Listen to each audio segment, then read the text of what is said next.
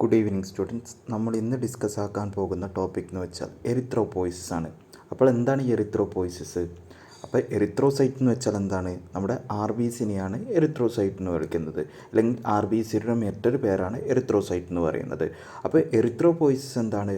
RBC ഉണ്ടാകുന്ന അല്ലെങ്കിൽ RBC form ചെയ്യുന്ന പ്രോസസ്സിനെയാണ് എന്ത് വിളിക്കുന്നത്? എറിത്രോപോയിസിസ് എന്ന് വിളിക്കുന്നത്. അപ്പോൾ എറിത്രോപോയിസിസിൻ്റെ ഡെഫിനിഷൻ എന്താണ്? Erythropoiesis is the process of origin, development and maturation of RBC. അതായത് ഒരു RBC ഉണ്ടാകുകയും അത് ഡെവലപ്പ് ചെയ്യുകയും മെച്യൂർ ചെയ്യുകയും ചെയ്യുന്ന പ്രോസസ്സിനെയാണ് എറിത്രോപോയിസിസ് എന്ന് വിളിക്കുന്നത്. എന്താണ് ഹീമോപോയിസിസ് എന്ന് വെച്ചാൽ? It is the process of origin, development and maturation of all blood cells. അതായത് എന്താണ് ഹീമോപോയിസിസിൻ്റെ ഡെഫിനേഷൻ എന്ന് വെച്ചാൽ, അതായത് എല്ലാ ബ്ലഡ് സെൽസും അതായത് ഒറിജിൻ ചെയ്യുകയും ഡെവലപ്പ് ചെയ്യുകയും മെച്ചുറേഷൻ ചെയ്യുകയും ചെയ്യുന്ന പ്രോസസ്സിനെയാണ് എന്ത് വിളിക്കുന്നത്? ഹീമോപോയിസിസ് എന്ന് വിളിക്കുന്നത്. അപ്പോൾ സാധാരണ ഈ ഒരു ക്വസ്റ്റ്യൻ വൺ ഡെഫിനിഷനായിട്ട് ചോദിക്കാറുണ്ട്, അതുപോലെ തന്നെ ഡിഫറൻഷ്യേറ്റ് ചോദിക്കാറുണ്ട്. ഇത് എറിത്രോപോയിസിസ് എന്താണ്, ഹീമോപോയിസിസ് എന്താണെന്ന് ഡിഫറൻഷ്യേറ്റ് ആയിട്ടും ചോദിക്കാറുണ്ട്. അപ്പോൾ ഈ ഒരു പ്രോസസ്സാണ്, അതായത് ഇതാണ് ഹീമോപോയിസിസ് എന്ന് പറയുന്നത്. എല്ലാ ബ്ലഡ് സെൽസും ഉണ്ടാകുന്ന പ്രോസസ്സാണ് ഇത്. അടുത്തതാണ് സൈറ്റ് ഓഫ് എറിത്രോപോയിസിസ്. എവിടെയൊക്കെയാണ് RBC ഫോം ചെയ്യുന്നത്? ഇൻ ഫീറ്റൽ ലൈഫ്, അതായത് ഒരു കുട്ടി ഗർഭാശയത്തിലിരിക്കുന്ന സമയത്ത് എവിടെയായിരിക്കും RBC ഫോം ചെയ്യുന്നത്? അപ്പോൾ ആദ്യത്തേത് ഏതാണ്? ഫീറ്റൽ ലൈഫിൽ, അതായത് ഒരു കുട്ടി ഗർഭാശയത്തിലിരിക്കുന്ന സമയത്ത്. അപ്പോൾ ആദ്യത്തേത് എവിടെയാണ്? മീസോബ്ലാസ്റ്റിക് സ്റ്റേജ്. ഓക്കെ, ആദ്യത്തേത് ഏതാണ്? മീസോബ്ലാസ്റ്റിക് സ്റ്റേജ്. കുട്ടി ഗർഭാശയത്തിനുള്ളിൽ ഉണ്ടാകുമ്പോഴുണ്ടാകുന്ന ആദ്യത്തെ സ്റ്റേജാണ്, അല്ലെങ്കിൽ ആദ്യമായിട്ട് RBC ഫോം ചെയ്യുന്നത് ഏത് സ്റ്റേജിലാണ്? മീസോബ്ലാസ്റ്റിക് സ്റ്റേജിലാണ്. അപ്പോൾ എന്താണ് ഇതിൽ നടക്കുന്നത്? എപ്പോഴാണ് ഈ മീസോബ്ലാസ്റ്റിക് സ്റ്റേജ് ഉണ്ടാകുന്നത്? During the first 2 months of the intra uterine life the RBC are produced from the mesenchyme of yolk sac. അതായത് നമ്മുടെ പ്ലാസൻ്റ ഉണ്ട്, ആ പ്ലാസൻ്റയിൽ യോക്ക് സാക്ക് എന്ന് പറയുക, അല്ലെങ്കിൽ മീസെൻകൈമൽ സെൽ എന്ന് പറഞ്ഞിട്ടൊരു സെല്ലുണ്ട്. അപ്പോൾ ആദ്യത്തെ 2 മാസത്തിൽ ആ ഒരു കുട്ടി അല്ലെങ്കിൽ ആ ഒരു എംബ്രിയോയിൽ എവിടെയാണ് RBC ഫോം ചെയ്യുന്നത്? നമ്മുടെ യോക്ക് സാക്കിൽ അല്ലെങ്കിൽ മീസെൻകൈമൽ സെൽസിലാണ് എന്ത് ഫോം ചെയ്യുന്നത്? RBC ഫോം ചെയ്യുന്നത്. അടുത്ത സ്റ്റേജാണ് ഹെപ്പാറ്റിക് സ്റ്റേജ് എന്ന് പറയുന്നത്. അപ്പോൾ from the 3rd month of intra uterine life, liver is the main organ that produce RBC. Spleen and lymphoid organ are also involved in erythropoiesis. അതായത് ആദ്യത്തെ 3 മാസം, അതായത് 2 മാസത്തിൽ എവിടെയാണ്? യോക്ക് സാക്കിലാണ് RBC ഉണ്ടാകുന്നത്. അപ്പോൾ 3-ാം മാസത്തിൽ എവിടെയാണ് RBC ഫോം ചെയ്യുന്നത്? Hepatic it related to liver. അപ്പോൾ എവിടെയാണ് ഇത് ഫോം ചെയ്യുന്നത്? നമ്മുടെ ലിവറിൽ വെച്ചിട്ടാണ് പ്രധാനമായിട്ടും RBC പ്രൊഡക്ഷൻ ചെയ്യുന്നത്. അപ്പോൾ അതുപോലെ തന്നെ ഇവിടെയൊക്കെ പ്രൊഡ്യൂസ് ചെയ്യപ്പെടുന്ന നമ്മുടെ സ്പ്ലീനിലും ലിംഫോയിഡ് ഓർഗനിലും എന്താണ്? RBC ഫോം ചെയ്യുന്നുണ്ട്. ആദ്യത്തെ 3 മാസത്തിൽ, ഇൻട്രാ യൂട്രൈൻ ലൈഫിലെ ആദ്യത്തെ 3 മാസത്തിൽ സ്പ്ലീനിലും അതുപോലെ തന്നെ ലിംഫോയിഡ് ഓർഗനിലും ചെറിയ രീതിയിൽ RBC ഫോം ചെയ്യുന്നുണ്ട്. പക്ഷേ ഏറ്റവും കൂടുതൽ എവിടെയാണ് ഫോം ചെയ്യുന്നത്? നമ്മുടെ ലിവറിൽ വെച്ചിട്ടാണ് RBC പ്രൊഡ്യൂസ് ചെയ്യുന്നത്. മൈലോയിഡ് സ്റ്റേജ് എന്ന് പറയുന്നത് during the last 3 months of intra uterine life RBC are produced from the bone marrow and liver. അതായത് മൈലോയിഡ് സ്റ്റേജ് എന്ന് വെച്ചാൽ എന്താണ്? അവസാനത്തെ 3 മാസത്തിൽ എവിടെയാണ് RBC ഫോം ചെയ്യുന്നത്?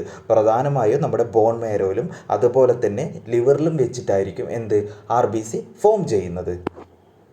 അപ്പോൾ സാധാരണ നമ്മുടെ അഡൽട്ടിലൊക്കെ എവിടെയാണ് ഫോം ചെയ്യുന്നത്? നമ്മുടെ ബോൺ മാരോയിൽ വെച്ചിട്ടാണ് RBC ഫോം ചെയ്യുന്നത്.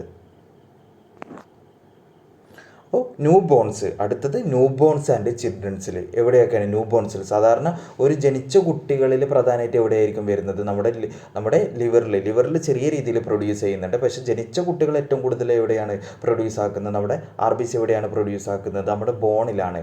ഈ ബോണിൽ തന്നെ നമുക്ക് എങ്ങനെ തരംതിരിക്കാം? ഈ ന്യൂ ബോൺസും അതുപോലെ തന്നെ ചിൽഡ്രൻസിലും എവിടെയാണ് പ്രൊഡ്യൂസ് ചെയ്യുന്നത്? Up to the age of 20 years RBC are produced from the red bone marrow. After the age of 20 years RBC are produced from the membranous bone. അതായത് നമ്മുടെ 20 വയസ്സ് വരെ എവിടെയായിരിക്കും പ്രധാനമായിട്ടും RBC പ്രൊഡ്യൂസ് ചെയ്യുന്നത്? റെഡ് ബോൺ മാരോയിലായിരിക്കും ഏറ്റവും കൂടുതൽ RBC പ്രൊഡ്യൂസ് ചെയ്യുന്നത്. 20 വയസ്സിന് ശേഷം എവിടെ നിന്നായിരിക്കും? നമ്മുടെ മെമ്പറേനിയസ് ആയിട്ടുള്ള ബോൺസ് ഉണ്ട്, അവിടെ നിന്നായിരിക്കും RBC പ്രൊഡ്യൂസ് ചെയ്യുന്നത്. അടുത്തതാണ് പ്രോസസ്സ് ഓഫ് എറിത്രോപോയിസിസ്. അപ്പോൾ സ്റ്റെം സെല്ല് നിങ്ങൾ കേട്ടിട്ടുണ്ടാവും, ചിലപ്പോൾ ഈ ബ്ലഡ് ക്യാൻസറിൽ സ്റ്റെം സെൽ മാറ്റി വെക്കണം എന്നൊക്കെ കേട്ടിട്ടുണ്ടാവും. അപ്പോൾ ഈ സ്റ്റെം സെല്ലിൻ്റെ അകത്തു നിന്നാണ് എന്താണ് കോളനി ഫോർമിംഗ് യൂണിറ്റ് എന്നൊക്കെ പറയുന്ന സെൽസ് ഉണ്ട്. അപ്പോൾ ഈ സ്റ്റെം സെല്ലാണ് പ്രധാനമായിട്ടും അതായത് എല്ലാ ബ്ലഡ് സെൽസും ഫോം ചെയ്യാൻ വേണ്ടി സഹായിക്കുന്ന സെല്ല് ഏതാണ്? ബോണിലുള്ള സ്റ്റെം സെല്ലാണ്. അപ്പോൾ ഇറ്റ് ഈസ് ദ പ്രൈമറി. എന്താണ് stem cell? Stem cell it is the primary cell capable of self renewal and it can be produced different type of blood cells. അതായത് ഈ ഒരു സ്റ്റെം സെല്ലിൻ്റെ പ്രത്യേകത എന്താണ്? ഇതിന് പുതിയ സെൽസ്, അതായത് പുതിയ ബ്ലഡ് സെൽസ് ഉണ്ടാക്കാനുള്ള കഴിവുണ്ട്.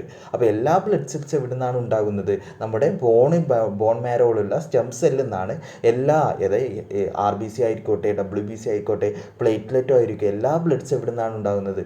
നമ്മുടെ സ്റ്റെം സെല്ലിൽ നിന്നാണ് ഉണ്ടാകുന്നത്. എന്താണ് ഹീമോപോയിറ്റിക് സ്റ്റെം സെൽ എന്ന് പറയുന്നത്? ഹീമോപോയിറ്റിക്സ് എന്ന് വെച്ചാൽ എന്താണ്? ബ്ലഡുമായിട്ട് റിലേറ്റ് ആയിരിക്കും. സ്റ്റെം സെൽ എന്താണ്? എല്ലാ ബ്ലഡ് സെൽസ് എവിടെ നിന്നാണ് ഉണ്ടാകുന്നത്? സ്റ്റെം സെല്ലാണ്. അപ്പോൾ ഹീമോപോയിറ്റിക് സ്റ്റെം സെൽ എന്ന് വിളിക്കാം. അപ്പോൾ haemopoietic stem cell in the bone marrow are called, അതായത് ബോൺ മാരോയിലുള്ള ഹീമോപോയിറ്റിക് സ്റ്റെം സെല്ലിന് എന്താണ് വിളിക്കുന്നത്? Uncommitted pluripotent haemopoietic stem cell. അതായത് നമ്മുടെ ബോൺ മാരോയിൽ കാണപ്പെടുന്ന സ്റ്റെം സെല്ലിന് എന്താണ് വിളിക്കുന്നത്? ഒന്നും കൂടി പറയാം, uncommitted pluripotent haemopoietic stem cell. അപ്പോൾ അടുത്ത എന്താണ്? Stages of erythropoiesis. ഇത് ഡിഫറെൻറ്റ് സ്റ്റേജ് എന്തൊക്കെയാണ്? അതായത് എറിത്രോപോയിസിൻ്റെ ഡിഫറെൻറ്റ് സ്റ്റേജസ്. എത്ര സ്റ്റേജ് ഉണ്ട്? ഏകദേശം 6 സ്റ്റേജ് ഉണ്ട്. അതായത് ഒരു RBC ഒരു ബോൺ മാരോ ഒന്ന് പ്രൊഡ്യൂസ് അല്ലെങ്കിൽ ഒറിജിൻ ചെയ്യുന്നതിന് അല്ലെങ്കിൽ ഡെവലപ്പ് ചെയ്യുന്നത് എത്ര സ്റ്റേജ് വഴിയാണ്? 6 സ്റ്റേജ് വഴിയാണ് ഒരു RBC മെച്യൂറായിട്ട് നമ്മുടെ ബ്ലഡിലേക്ക് എത്തുന്നത്. അപ്പോൾ ആദ്യത്തെ സ്റ്റേജാണ് പ്രോ എറിത്രോബ്ലാസ്റ്റ്. രണ്ടാമത്തെ സ്റ്റേജ് ഏതാണ്? Early normoblast. മൂന്നാമത്തെ stage intermediate normoblast, late normoblast, റെറ്റിക്കുലോസൈറ്റ് അഞ്ചാമത്തെ സ്റ്റേജും മെച്ചോർഡ് RBC ഏറ്റവും അവസാനത്തെ സ്റ്റേജുമാണ്. അപ്പോൾ ആദ്യത്തെ സ്റ്റേജ് എന്താണ് നമുക്ക് ഡീറ്റെയിൽ ആയിട്ട് നോക്കാം. അപ്പോൾ ആദ്യത്തെ സ്റ്റേജ് ഏതാണ്? Pro എറിത്രോബ്ലാസ്റ്റ്. Proerythroblast is the first cell derived from the colony forming unit erythrocyte. എന്താണ് CFU എന്ന് പറഞ്ഞാൽ? Colony forming unit erythrocyte. അപ്പോൾ ആ പേരിൽ തന്നെ ഉണ്ട് മുമ്പേ, അതായത് പ്രോ എറിത്രോബ്ലാസ്റ്റ്. ബ്ലാസ്റ്റ് എന്ന് വെച്ചാൽ എന്തിനും പൊട്ടാൻ നിൽക്കുന്ന സാധനം, അല്ലെങ്കിൽ മുമ്പേ അങ്ങനെ വിളിക്കുക. അതായത് ഒരു എറിത്രോസൈറ്റ് ഒരു RBC ആകുന്നതിന് മുമ്പേ ഉള്ള ഒരു സെല്ല്, അതാണ് പ്രോ എറിത്രോബ്ലാസ്റ്റ് എന്ന് വിളിക്കുന്നത്. അപ്പോൾ പ്രോ എറിത്രോബ്ലാസ്റ്റ് എവിടെ നിന്നാണ് ഡിറൈവ് ചെയ്യുന്നത്? കോളനി ഫോർമിംഗ് യൂണിറ്റ് എറിത്രോസൈറ്റിൽ നിന്നാണ് പ്രോ എറിത്രോബ്ലാസ്റ്റ് ഡിറൈവ് ചെയ്യുന്നത്. It is very large in size with the diameter of 20 micron. ഇതിൻ്റെ ഡയമീറ്റർ എത്രയാണ് പറയുന്നത്? ഏകദേശം 20 മൈക്രോൺ. നോർമലായിട്ടുള്ള ഒരു RBCൻ്റെ ഡയമീറ്റർ എത്രയാണ്? നമ്മൾ ഓൾറെഡി പഠിച്ചായിരുന്നു, 7.2 മൈക്രോൺ ആണ്. അപ്പോൾ ഇതെത്രയാണ് ഇതിൻ്റെ സൈസ്? പ്രോ എറിത്രോബ്ലാസ്റ്റിൻ്റെ സൈസ് എത്രയാണ്? ഏകദേശം 20 മൈക്രോൺ ആണ് ഇതിൻ്റെ സൈസ് എന്ന് പറയുന്നത്. അപ്പോൾ ഈ സെൽ എന്തായിരിക്കും? ലാർജ് സെല്ലായിരിക്കും. അപ്പോൾ അടുത്ത എന്താണ്? ഇത് nucleus is large and occupy the cells almost completely. അപ്പോൾ ഇതിലെന്തായിരിക്കും? ന്യൂക്ലിയസ് ലാർജ് ആയിരിക്കും. നമ്മൾ ഓൾറെഡി പഠിച്ചിട്ടുണ്ട് RBC എന്താണ്? നോൺ ന്യൂക്ലിയേറ്റഡ് സെല്ലാണ്. പക്ഷേ ഈ ഒരു സ്റ്റേജിൽ RBCക്ക് എന്തുണ്ട്? ന്യൂക്ലിയസ് പ്രസൻ്റ് ആണ്. അതുപോലെ തന്നെ ആ ന്യൂക്ലിയസ് എന്താണ്? That occupy the cell almost completely. ആ ഒരു സെല്ലിന് മൊത്തത്തിൽ അത് കവർ ചെയ്തിരിക്കുന്നു. അടുത്തെന്താണ്? Nucleus has 2 or more nucleoli and reticular network. ന്യൂക്ലിയസിന് എന്തുണ്ട്? 2 or 3 ന്യൂക്ലിയോളിയും അതുപോലെ തന്നെ റെറ്റിക്കുലാർ നെറ്റ്വർക്കും ഉണ്ട്. അപ്പോൾ ഈ ഒരു പിക്ചറിൽ കാണപ്പെടുന്നതാണ് പ്രോ എറിത്രോബ്ലാസ്റ്റ് എന്ന് പറയുന്നത്.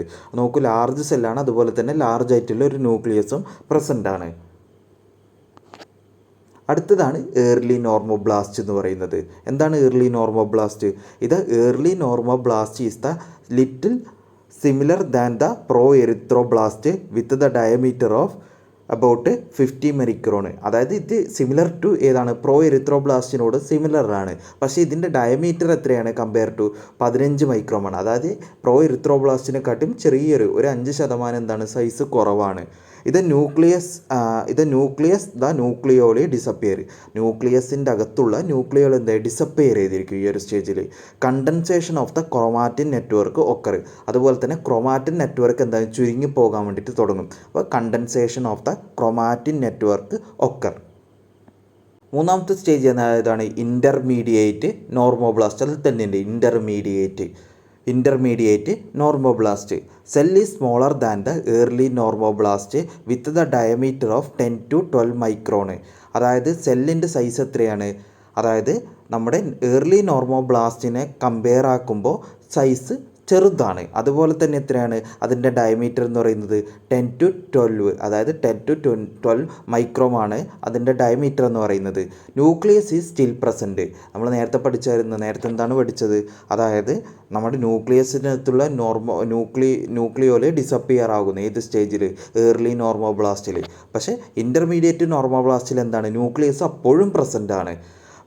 But the chromatin network show further condensation. പക്ഷേ ക്രൊമാറ്റിൻ നെറ്റ്വർക്ക് പിന്നെയും ചുരുങ്ങാൻ വേണ്ടിയിട്ട് തുടങ്ങുന്നു. അടുത്ത എന്താണ്? Haemoglobin start appear.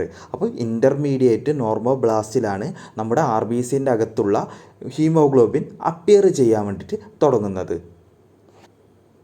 അപ്പോൾ ഇതൊക്കെയാണ് കമ്മിറ്റഡ് സ്റ്റെം സെല്ല്, അതുപോലെ തന്നെ പ്രോ എറിത്രോബ്ലാസ്റ്റ്, ലേറ്റ് നോർമോബ്ലാസ്റ്റ്, റെറ്റിക്കുലോസൈറ്റ്. പ്രോ എറിത്രോബ്ലാസ്റ്റ് എന്തായിട്ട് മാറുന്നത്? ഏർലി നോർമോബ്ലാസ്റ്റ് ആയിട്ട് മാറുന്നു. ഏർലി നോർമോബ്ലാസ്റ്റ് ഇൻ്റർമീഡിയറ്റ് നോർമോബ്ലാസ്റ്റ് ആയിട്ട് മാറുന്നു. ഇൻ്റർമീഡിയറ്റ് നോർമോബ്ലാസ്റ്റ് ലേറ്റ് നോർമോബ്ലാസ്റ്റും അതുപോലെ തന്നെ റെറ്റിക്കുലോസൈറ്റും എറിത്രോസൈറ്റും ആയിട്ട് മാറുന്നു. അടുത്തതാണ് ലേറ്റ് നോർമോബ്ലാസ്റ്റ്.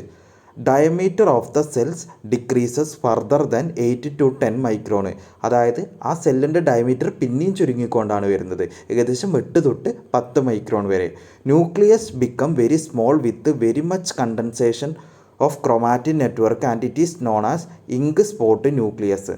അതായത് അതിലുള്ള ന്യൂക്ലിയസ് ചെറിയൊരു ചുരുങ്ങി സ്മോൾ സൈസിലേക്ക് എത്തുന്നു. അതുപോലെ തന്നെ എന്താണ്? ക്രൊമാറ്റിൻ നെറ്റ്വർക്ക് ഫർദർ, അതായത് പിന്നെയും ചുരുങ്ങി ചെറിയൊരു സൈസിലേക്ക് എത്തുകയും ആ ഒരു സ്റ്റേജിനെ നമുക്ക്, അല്ലെങ്കിൽ ആ ഒരു ന്യൂക്ലിയസിനെ നമുക്ക് എന്ത് വിളിക്കാം? ഇങ്ക് സ്പോട്ട് ന്യൂക്ലിയസ് എന്ന് വിളിക്കാം. പുറത്ത് വെച്ചോളൂ, ലേറ്റ് നോർമോബ്ലാസ്റ്റിലാണ് ഇങ്ക് സ്പോട്ട് ന്യൂക്ലിയസ് കാണപ്പെടുന്നത്. അടുത്തതാണ് quantity of the haemoglobin increases. അതായത് നമ്മുടെ ഹീമോഗ്ലോബിനുണ്ട് അതിൻ്റെ ക്വാണ്ടിറ്റി ഇൻക്രീസ് ചെയ്യാൻ വേണ്ടിയിട്ട് തുടങ്ങുന്നു.